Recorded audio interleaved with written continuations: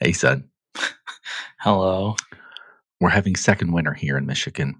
So I basically read about pretty much all I read, if I read, is the making of Beatles songs or the making of songs by the Beatles. And I was reading, and I was like, what a charmed life. So Big Ringo Starr hit Photograph. I'm reading on that, and it says it was him and George Harrison. They co wrote it. Ringo and his wife got a yacht. They rented a yacht down in, south of France. Like, hey, George, come join us. They start writing songs. Then they, go down to San Tropez. Mick Jagger's getting married. All right, let's go do that. Then they go back up. There's the Cannes Film Festival happening, and then they're still hanging out on the yacht, South France. Like, oh, let's Monaco. Let's hit the Monaco Grand Prix. I was like, and they got a hit song out of it. That's probably Ringo's maybe best solo song. That's a nice charmed life. Anyway, being a Beatle is better even than being an F1 driver, I think. Anyway, are you ready to go, son? I'm ready to go.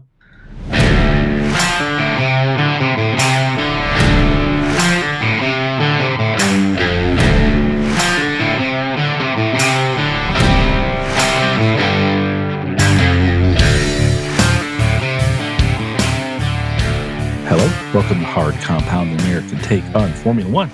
We just finished watching the Australian Grand Prix and we are tired.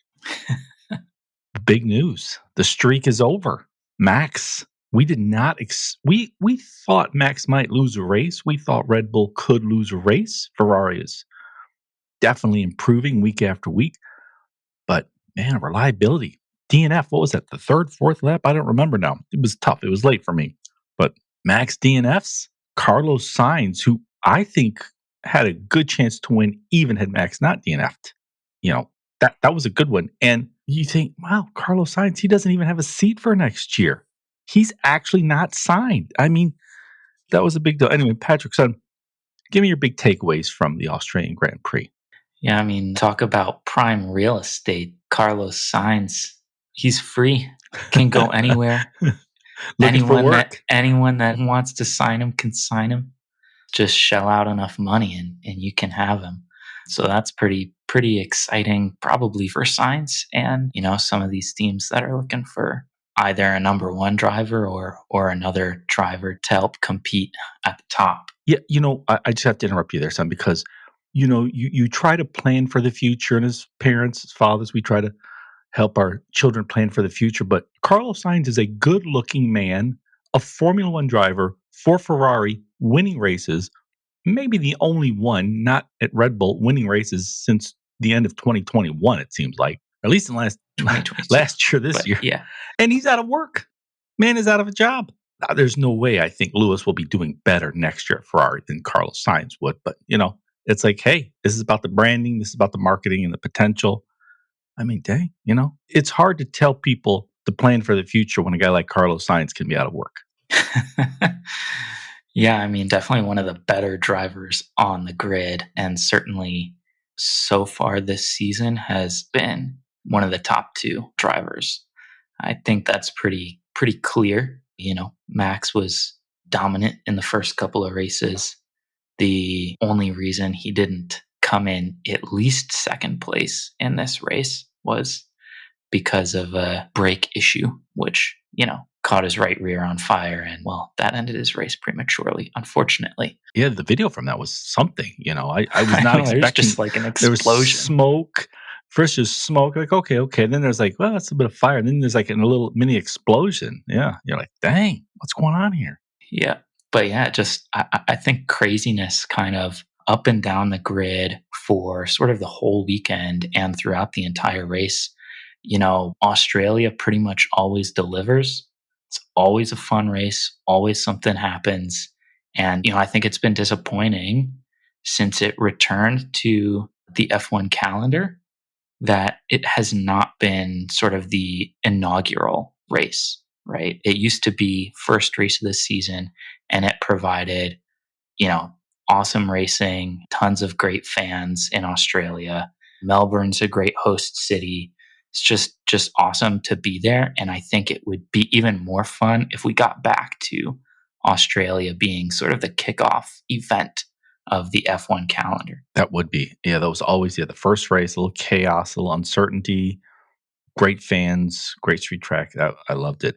And, you know, I mean, this was a fun race, but the real downside is not even 2 weeks, I think, after his appendectomy, he looked good and the Ferrari looked good. Like, that was going to be a tough challenge for Verstappen and Red Bull regardless. And Sainz got to jump on him fast. It could have been in part because of Max's brake issue, but he got to jump on him real fast, took the lead. But the whole weekend he looked good. He looked at least as good as Max and Red Bull.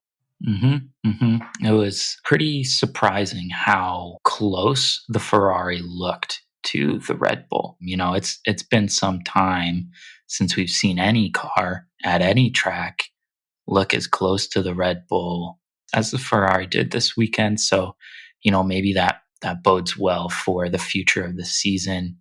McLaren was not quite there, but pretty close. They were 3-4 by the end of the race, held off Perez and the other Red Bull. I mean, really solid from them to kind of start this season. Yeah, and I have to ask you, because I had to stay up late to watch this race, and I was a bit groggy, but McLaren looked good, and they took, third, fourth. But, this is the Australian race. Daniel Ricciardo, Aussie, looked awful, but he's looked awful for 2 years now. I hate to say it. Oscar Probably Piastri, more than 2 years, actually. Yeah, it's been a while. It's Renault days. Yeah, it was starting to drop off back then. But Oscar looked really good. Again, I was half asleep. Was there a point when McLaren could have told Lando to let him pass? I mean, it was a good bit of distance between Lando and Oscar, but I don't know. There was a point where I was like, wait, why not just let him get the podium? I don't know. Yeah, I mean that's one, right, that I think we've seen in the past. Teams don't make that call, right? If it's a podium place, then they don't switch drivers around. And I don't think really Oscar had the pace on Lando. He wasn't so much faster than Lando that it made sense, that they probably were not going to catch Leclerc. But he did make it interesting. He did start out the race really well, made the undercut on his teammate by pitting first. But, the tires just went off really quickly on that. So if you can make your tires last a little longer, it would actually work out probably better for you towards the end of the race. And that's kind of what happened for Lando. But yeah, I think for, a young guy starting out his F1 career, Piastri has looked, as capable, as composed as pretty much any driver we've seen in the last, probably since Max. So that's pretty exciting to watch him drive. And, Lando is just as good and, still very young. So that's a fun team to watch. We talked about this, I think it was the last episode, where it's, Oscar, I think, has made the case where he could get a win, his first win before Lando, because they're both in the same team. This is now his second year doing well. They're both great talents. I could see it. Now, you mentioned them finishing ahead of Perez. I think a lot of people are disappointed in Perez. Like, they see Max win week in, week out, year. It's been, he's been dominating really since 2022 and winning, let's say, before that. But I'm now of the opinion that we're being much too harsh on Perez, in part because it's like, look, he is in a situation where he just every day has to just keep his head above water somehow inside Red Bull, and he knows they're going to get rid of him at any moment. And he's going up against Max. But he drove well. He took fifth. He looked really good. I just think, maybe people who have been saying, with Max winning everything, oh, it's 90% the car. Maybe it's 90% Max. That Red Bull is a very good car, but, you need a Max Verstappen to be in that car to win every race. Otherwise, it finishing in, say, P5 periodically is, par for the course. Yeah, I mean, I tending to agree with you.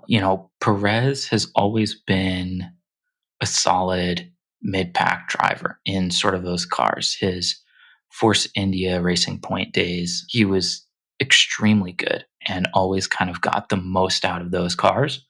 And, when he started at Red Bull, he kind of helped Max win his first driver championship and helped bring the team along and looked really solid in that car. And once Red Bull really started dominating, I think it was clear that Red Bull had the best car, fastest car. But, maybe you're right. Maybe we are not giving Max enough credit for what he has been able to accomplish. It's pretty remarkable, his run of consistency and form and just sheer dominance. Carlos Sainz is the only driver to beat him in the last 25 races or something like that. Yeah. So, I think it maybe is time to say, you know what? Perez is doing solid. He's still, I believe, P2 in the Drivers' Championship. He is, P2 or P3 for the last few seasons. Yeah, he's P3 right now. Yeah. So, it's really not all bad. It's just he sort of pales in comparison to Max. And unfortunately, as an F1 driver, you are most closely compared to your teammate. And Max just happens to be dominant in F1 right now. Right. I thought about that because it's like, people will complain, he took the best car and he came in 5th place. But I was like, you know what? That car looked good. Ferrari looked better. McLaren looked as good. Yeah, I think we've been overselling Red Bull, the car, and underselling Max, the driver, as hard as that is to believe. Though you said, he's P2 or P3. He's actually P3. It's tight. 2 Mercedes, no points. That was shocking. That was But rough. it's, Max is 51, then Charles, then Sergio, then Carlos. Carlos at 40. I mean, that's 11 points that separates the top 4. That's pretty remarkable. It's pretty amazing that Carlos has been in 2 races this season and is where he is currently. Oh, yeah, that's he right. He missed a race. So you're right, because he missed a race. Pretty impressive. That is. It's just 11 behind Max in the lead. And in the constructors, 97-93, Red Bull, Ferrari. That's pretty good. Right behind those teams is Aston. Alonso got demoted. What was he? Would have finished, was it 6th and got pushed back to 8th? Mm-hmm. And the stewards gave him penalty points, and I believe they put 20 seconds penalty on him, and that's what caused it. I rewatched that, but I wanted to get your thoughts first. Did he deserve to get a penalty or no? Yeah, I watched it a few times from a few different angles, from Russell's perspective, from outside the vehicle, watching both of them. I believe that it was harsh to give Alonso a penalty at all. They looked at some telemetry data. This is what I read, that basically showed through the same section of track, Alonso was 35 kph slower on that final lap than he was the previous lap, which they basically said was okay, he intentionally backed into Russell, which caused the accident. Personally, I think what Alonso did was very aggressive defensive driving. And frankly, it worked pretty well, aside from the fact that Russell lost his car. If Russell keeps it on the track, there's no penalty, right. I think. Right. Which I believe is the problem. All that said, I'll finish this up. All that said, I think the stewards decided to give a penalty, and they gave finally an appropriate penalty for causing a collision or an accident, right? We've constantly been talking about that. You should get a pretty aggressive penalty, points deduction, time penalty, whatever it is, if you do something that they deem wrong and dangerous. And so I don't necessarily believe that it was fully justified, but I believe that the punishment is proper for what they decided, I guess. Yeah, we discussed some of these various penalties where it's look, 10 seconds oftentimes, and they would oftentimes give it to, let's say, Lewis Hamilton or Max, or someone where the 10 seconds does not matter. So I guess I agree with you there where it's look, if you're going to give Alonso a penalty for this, he has to feel it. And with 20 seconds, he gets knocked down to 8th. Mm-hmm. And he gets 3 penalty points on his license. And So he's going to feel that. That part I do think is appropriate. I watched it in real time and I thought it absolutely wasn't Alonso's fault. I watched the replay a couple times and I thought, okay, I see what they're going for.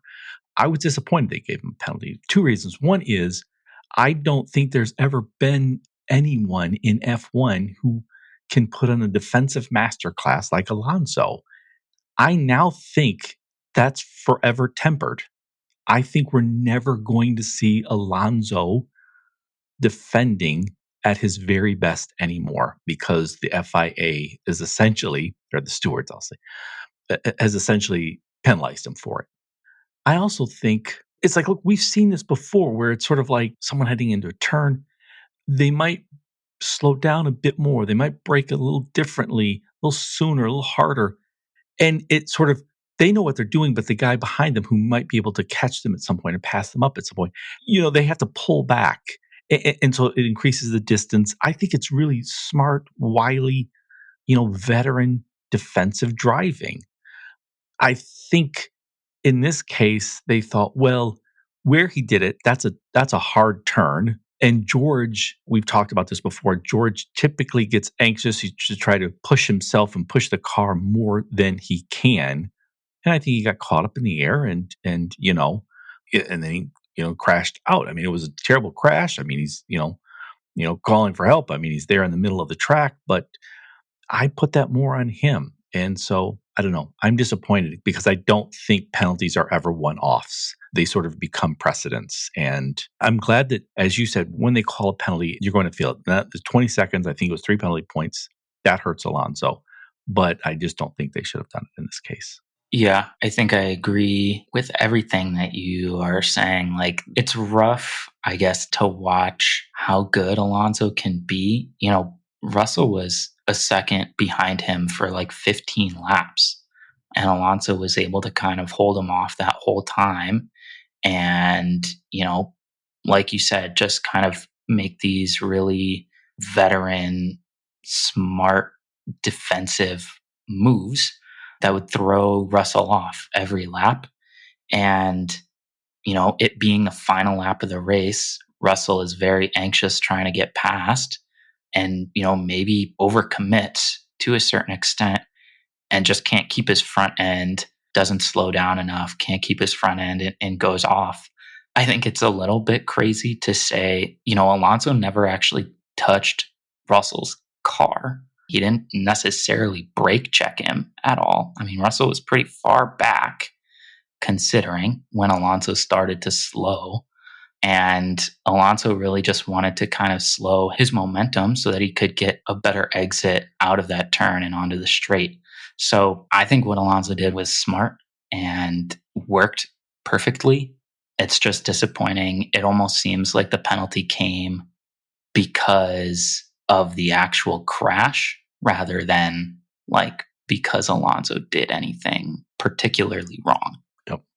Now, further back, the Racing Bulls, Yuki and Daniel Ricciardo. Yuki finally seems to be showing the promise that we kept hearing he possessed these past several years. And he's doing well. And I think he has a legitimate shot of being Max's teammate next year. I mean, we can discuss that. But man, it is tough watching Daniel Ricciardo. This was just another bad weekend. Red Bull pulled Racing Bulls, AlphaTauri, all these name changes. I mean, they pulled Nick DeVries, midway through. Liam Lawson did a great job, and they said, sorry, we're giving the seat to Daniel. And both those guys probably, I think, could outrace Daniel Ricciardo at this point. And it does not look like it's getting any better. I mean, he didn't look totally the same once he left Red Bull. He looked even worse once he left Renault. He looks worse now since returning. I don't know. I mean, I think Yuki's becoming a solid driver, but Ricciardo just looks bad. And I mean, they've shown Red Bull management has shown a propensity to pull somebody out of that seat, but I don't know if they will. He's just so well liked, and they knew what they were getting.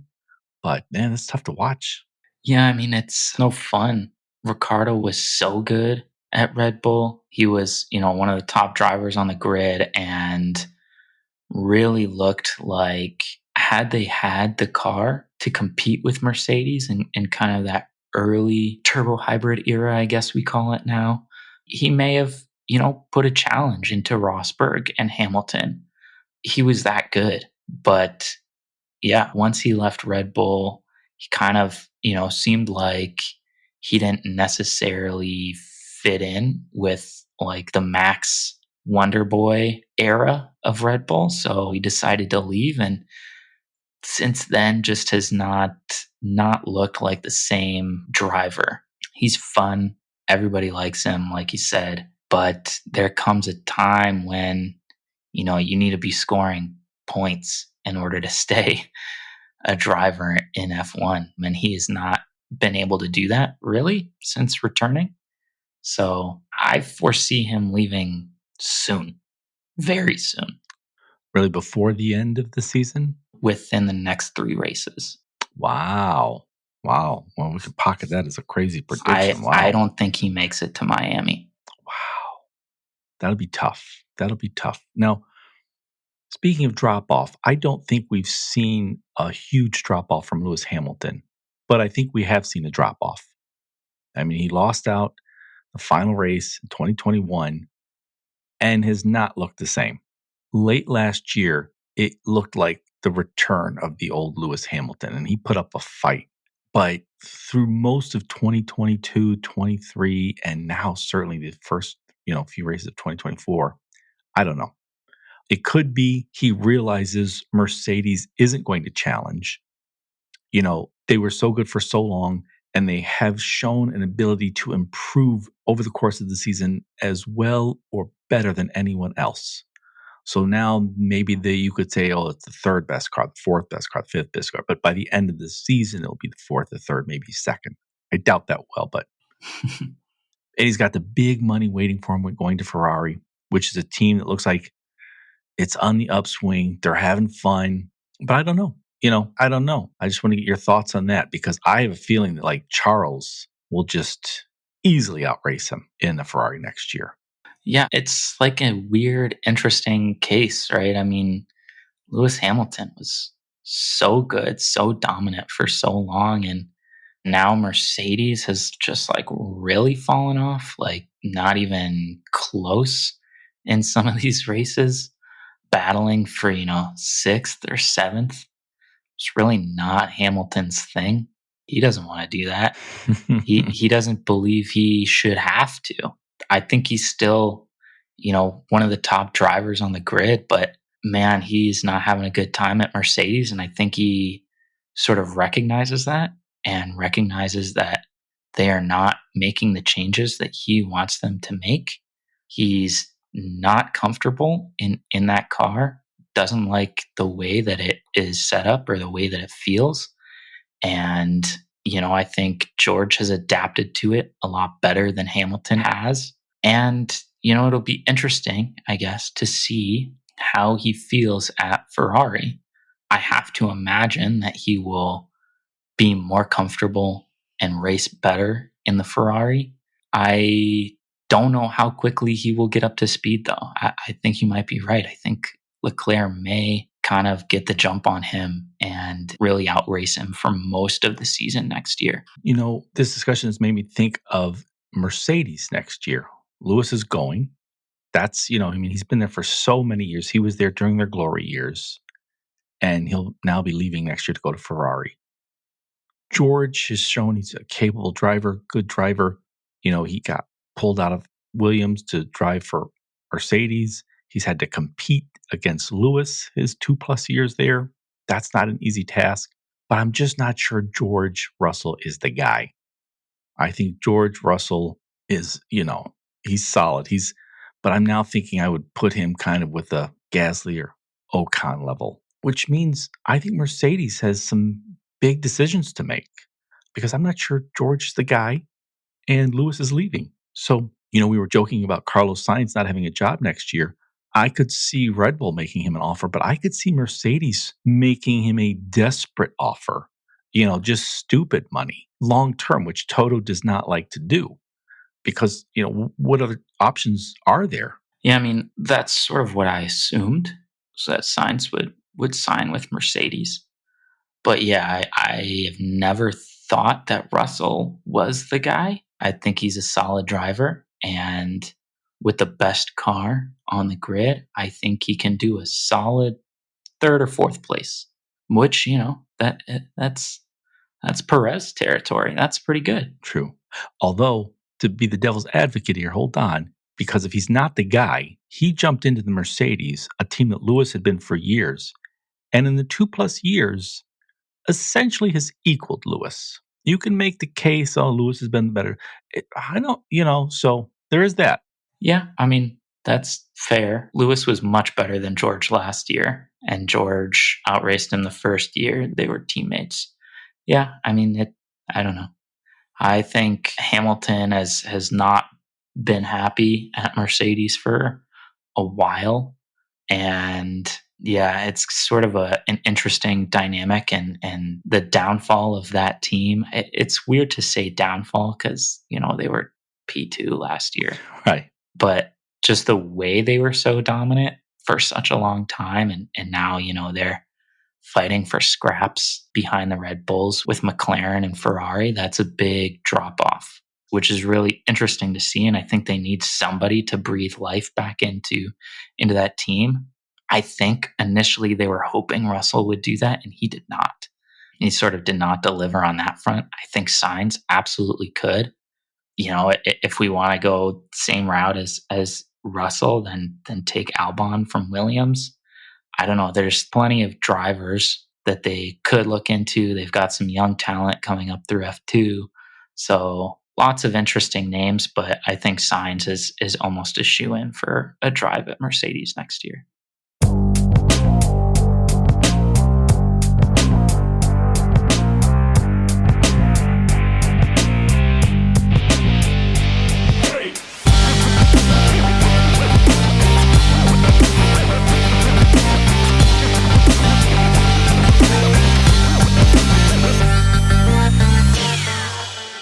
Switching to the soft compound, I saw that Angela Cullen, our favorite blonde in the paddock, she's back. Not in F1, unfortunately, but she's now doing the job she was doing for Lewis Hamilton for an Indy driver. And I thought, that's pretty cool. I was happy for her. I have always maintained that Lewis Hamilton was fibbing when he said it was a mutual departure. I thought he fired her and that she did not want to leave and that it was going to be to his detriment. And since he's gotten rid of Angela, he's not had the best the best seasons. But anyways, I just thought it was funny to an Indy race, and I'm like, there she is. She's in the paddock. It's like, oh, that's awesome. She just loves doing this job. I think personal trainer / handler / psychologist, just Seems like a having pretty fun there neat in the job. Yeah, yeah. If I had any people skills, I might do the same. I don't know. Yes. Let's hang out. Hey, do your push ups and, think positive thoughts and hey, get out there. Yeah. Yeah, that's funny. So Russell did not hire her like I told him to, but Right. at least she got a gig though, so that's good. Yeah, but it's like weird. Ever since she left Lewis has, been in a bit of a tailspin. He needs to bring her back, I think. Speaking of Lewis, last year Max was winning everything. It was like, oh, he'd win 9 races, then Carlos Sainz would win a race. He'd win 10 races, then Carlos Sainz would win a race. Now, don't hold me to those numbers, but it was sort of like that. It was dominant. And people were like, oh, this is boring. Max wins everything. And I saw someone online, Daniel Valenti, who writes for The Score. I did not vet his statement, but he says, since 2010, Red Bull and Mercedes have won 80% of the races. That's over multiple engine types. That's 14 plus years. 225 out of 283. Sounds about right. That's just, at some point, I don't know what we do. It could be the very nature of the sport in the 21st century, the costs, the people, the technical skills.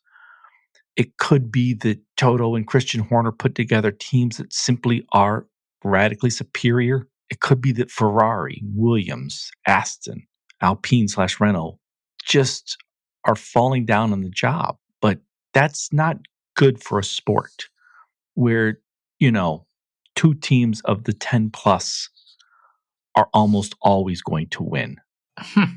Yeah, that's a wild one. It's not shocking, I guess, to hear those numbers. Just seeing, watching F1 for the last 15 years, I guess, because since 2010, Red Bull and Mercedes are the only two teams to win constructors and drivers championships. Red Bull with Vettel 4 years in a row, then Mercedes, Hamilton, and one Rosberg Rosberg. for 8 years, and then Now Max in 3. Max for the last, Red Bull for the last two, Max for the last three. Is that Yep. right? Yeah. Yeah, 21 Max won, but Mercedes won. Yeah, I'm not sure. I don't have a workaround for this. We know I guess here in the US, the closest analog would be college football. But even then, it's not just 2 teams. There's 2 conferences, the SEC and the Big Ten, which essentially win everything. And 2 to 3 teams in the SEC, let's say Georgia, Alabama, LSU. 2 teams in the Big Ten, let's say Ohio State, Michigan. They're going to compete for who wins it all. Throw in maybe a Texas and then a wild card team, you know? They're in the SEC now, so. Right. They'll be in the SEC now. But And the wild card team, Oregon or Washington, will be in the Big Ten. So right. Right. unless you want But to go, it's a Clemson in the ACC. Anyways, we're getting off right. topic. So Right. But I mean, I'm not sure. And in those situations, it's like these rich schools that hire the best talent, that bring in the best players, they have the best facilities. Maybe it's just going to take both the spending cap that the F1 has instituted, plus the next group of rules changes and engine types, because this is not what we want. We want to see the best cars, we want to see the best drivers, but we also want competition. yeah, I think that is a very American perspective, right? If you look at most European sports, which F1 is and has been since its inception, we're starting to get more of an American takeover and whatnot, which I think is sort of breathing an air of competition into F1. But, from sort of that Eurocentric view, all of the sports are like that. You think about soccer or football, as they call it. Just look at each of the leagues in Europe. You can look at the German Bundesliga. Bayern Munich has won the last 10 in a row, 10 Bundesliga titles in a row. You look at the Premier League, Are those supposedly. words? Are those words? Those are real words. Bundesliga? Those are real words. And all of our Right. fans in Frankfurt are not going to be happy that I'm talking about Bayern. But no, you think about Spanish La Liga, Real Madrid and Barcelona. Pretty much the only two teams that ever compete for the title there. Same with the Premier League. Liverpool, Man City, maybe Chelsea. Only ones that have competed for a Premier League title in the last 10 years. It's really a European thing. And I think, it's all about who has the most money, who can spend the most, and who kind of has the cleverest workaround for the rules. If you I can did not know kind this, of Patrick. manipulate the rules to your advantage, you're going to win. That's what Mercedes did for a long time, and now that's what Red Bull's doing. They found an advantage and are exploiting it. And as all the other competitors try to catch up, Red Bull keeps advancing theirs too. So they just, stay that one step ahead. I agree. I think more competition. If we want these, the 5 teams at the front, Red Bull, Ferrari, McLaren, Mercedes, and Aston, to be consistently competing for podiums and wins, and sort of the other 5 teams be consistently competing for sort of those 7 through 20 spots, there need to be some changes. I think that would be ideal to have kind of a more competitive field in terms of who's actually competing for wins. But I think the way that European sports have been set up from the outset does not breed that. I did not know this. I do not follow foreign sports outside of F1. So, I that is shocking to me. Speaking of competition, our Ask the Steward segment, Max DNF'd very early in the race. He still finished ahead of Logan Sargent, who did not get to race because Williams said, we only have one car and we're going to let Alex Albon drive that car. Couple of things. Do you think that was the right decision, putting Albon in their one car? Also, should Williams face some sort of penalty for this? I think they should be reprimanded. I believe that what they did should be illegal within the rules of the competition. Alex Albon crashed his car so badly in practice that it was unable to compete in qualifying or the race. So instead, he took his teammate's car and raced that. That's outrageous. That should not be allowed. I think it was And a he didn't get a shit move point. from Williams. I think Yes. they dicked somebody over that works their ass off. I understand that Logan has not performed as well as Alex Albon has since he came into F1. I understand that. But what they did is unacceptable. It's unforgivable. And if I wasn't being handed millions of dollars to drive a car, I would absolutely say fuck you and leave. Yeah. I would not hand that over. I heard what Max said. He said I would have bent that so fast, would have crashed my car and broken it so nobody could drive it. Yeah. That's the attitude. That's why Max wins. That is exactly what I would do too, because that's bullshit. No, you don't get to take my car away from me. I earned the seat. You gave the seat to me. I'm driving my car. Yeah, I absolutely believe that they should be punished for that. It's pretty horrible situation, I think. I think you make a good point. I love that Max said that. I think that's the kind of mentality you need as an F1 driver, where it's like, no, you do this, then I promise you, I'm gonna wreck this car. Because I was focused more on like, man, how can you not have a car ready? This is the same sport that denied Andretti General Motors a team that was really to pony up, ready to pony up $1 billion practically. Actually, I think there needs. We just talked about the spending cap, a ceiling.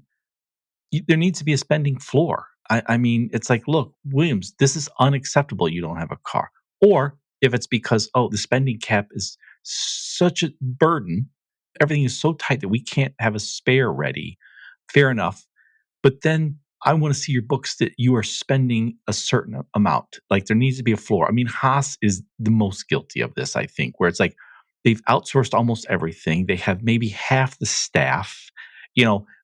Gene Haas, I think, needs to be forced to sell the team. I really want an American team, but he's clearly just there, sort of milking this cash cow.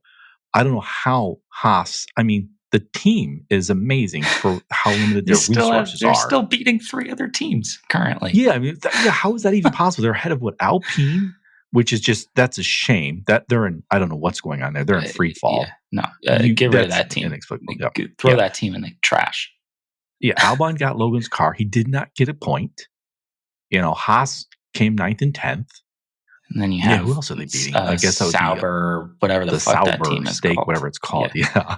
I like the green, but I'm like, what? Who are those people? I think the livery is actually pretty cool. But it's like someone like you have like a party, a house party, and someone you don't know shows up.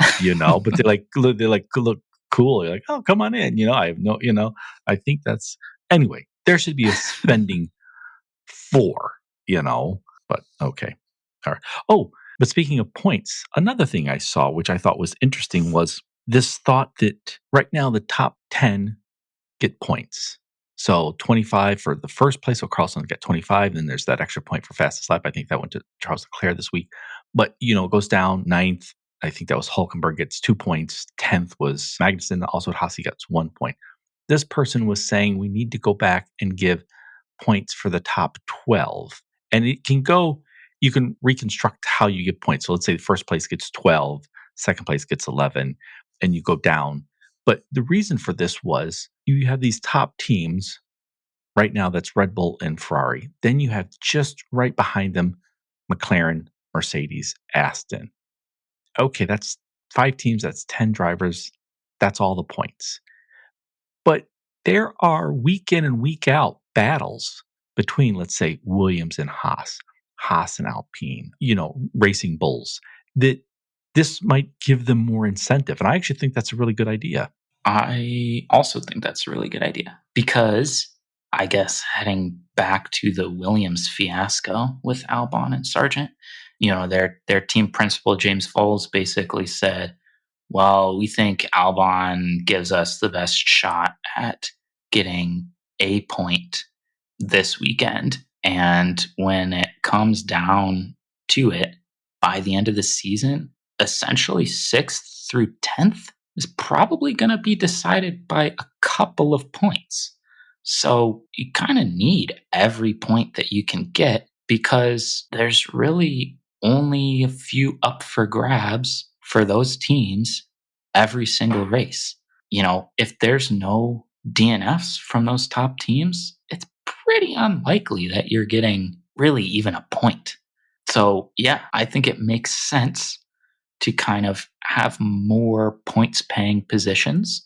I think it would give more incentive, have, better racing, more competitive racing in that sort of rear pack.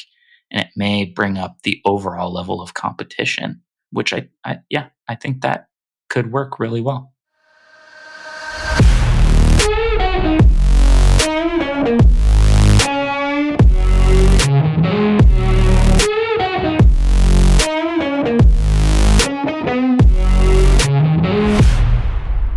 Across the line. That's the segment where we predict the top 5 for the next race. The next race is in Japan in 2 weeks. When we choose a driver, he's taken off the board. If he does finish in the top 5, we get 1 point. If we get him in the exact right position, that's 3 points. This is less complicated than I'm making it sound. Patrick, what are the current standings? Current standings are, well, we missed 1 race, so we're only 2 races in. After this week, I am up on you 6 points to 4. Wow.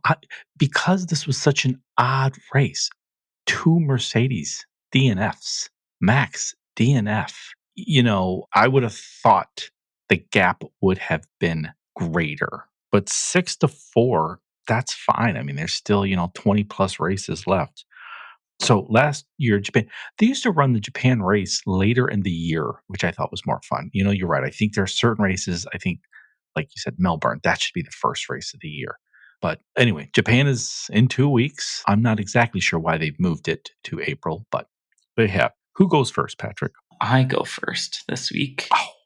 Yeah, I don't know why they moved the race. My guess would be that they are trying to get it into a less rainy season. It seems like every year they race in the rain in Japan, and that's a fun track. So, it's kind of disappointing when they have to drive in wet weather the whole time. So, good point. We'll see. Good point. We'll see. I assumed it had something to do with carbon and emissions, and it's even though it's a long ass way from Australia to Japan, it's probably the closest like closest race to Australia, though. Right? So. Right. There's Singapore, which is like an 8-hour flight or 10-hour flight. And there's who knows? Okay, you go first. Well, we got the start of the Carlos revenge tour here this week. But I think, there's going to be blood in the water next week. I cannot pick against Max in his current form. The only reason didn't finish top 2 is because his car sort of gave up on him. So I'm going to assume that's not going to happen 2 races in a row. So I'm taking Max. Nice. I am taking this week's winner, Carlos Sainz. The revenge tour continues. I'm then taking his teammate, the very lovely Charles Leclerc. Wow. Another 1-2 for Ferrari? Yes. Can you imagine going up P1 in the constructors? They 4 races in? Ooh. Nice. Italians will be going crazy. The young ladies, they love Carlos and Charles, so. Who doesn't, though? This is true. I mean, have you seen the man's hair? I want that hair. He takes his helmet off, and it's like this shiny poof of black hair. It is. Somebody who's writing F1 fanfic, he's got to be on the cover. of all of that. So a little Kindle, a little naughty Kindle book or something about, Carlos Sainz. Yeah, yeah. Let's see. I guess it's my P2 pick. I gotta go with the McLaren. I guess I'm gonna take Lando, All right, nice. And in third, who do and you have? then because I think it would be awesome, I'm gonna take Yuki on the podium in Japan. That would be awesome. Oh, that would be so awesome. And he's been putting in the work. He's been You racing know, pretty well. he came and he had all that talent, but he was a little, he looked like Spritle from Speed Racer, and he couldn't quit eating, and he was always yelling. He was always angry. He was always angry for no reason. But it looks like he's like, all right, I'm ready for business. So that would be awesome. All right, for me, I am going to take. It was a horrible week for Lewis. He didn't even make it into Q1. I'm taking Lewis Hamilton third. And for my fourth, I'm taking Lando's teammate, Oscar Piastri. Nice, nice. Then I am going to take, because he's not off the board yet, the other Red Bull driver. He's been driving well. I'll take Sergio Perez. And for P5, I will go with the guy that got robbed of sixth place this race, taking Fernando. Nice. Nice. Then I will take George. So I've got Carlos, Charles, then Lewis, then Oscar, then George Russell. You have Max, Lando, Yuki, which would be awesome, then Sergio, then Alonso.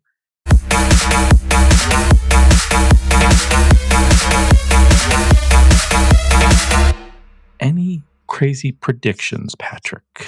No, the one crazy prediction that I wrote down was the one that I said earlier, where I think Ricardo is out by Miami to be replaced by Liam Lawson, who Red Bull have said, they have a contract lined up with him for 2025, but I think he gets his shot sooner. Nice. Your crazy prediction of Ricardo getting pulled before Miami inspired my crazy prediction, because Liam Lawson certainly deserves that seat if Ricardo would get pulled. I mean, I think he deserves it now. But even though the intent of that team originally was, well, we're going to have kind of a sister team, we'll have the people who work on that team and the drivers can sort of, if they prove themselves, sort of feed into Red Bull, the main team. But what happened along the way is that sort of went by the wayside. And it sort of became a team that just sort of branding, like when it was AlphaTauri. Now it's what, Visa Cash App or something. My crazy prediction is your crazy prediction comes true. Daniel Ricciardo gets pulled. My crazy prediction is Seb Vettel temporarily takes that seat for the rest of the season. He wants to return. He's eager to return. There'll be no pressure on him. Everyone will love him. I think this could happen, Patrick. That is crazy, and I would hate it.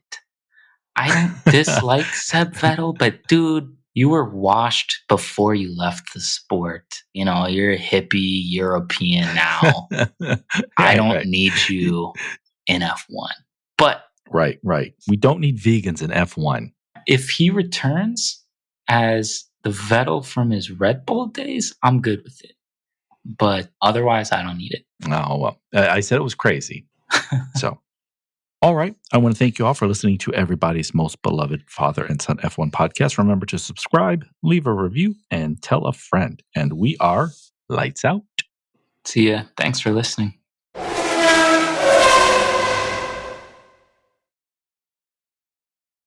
You just finished listening to Hard Compound, recorded in Ann Arbor, Michigan, and around the world.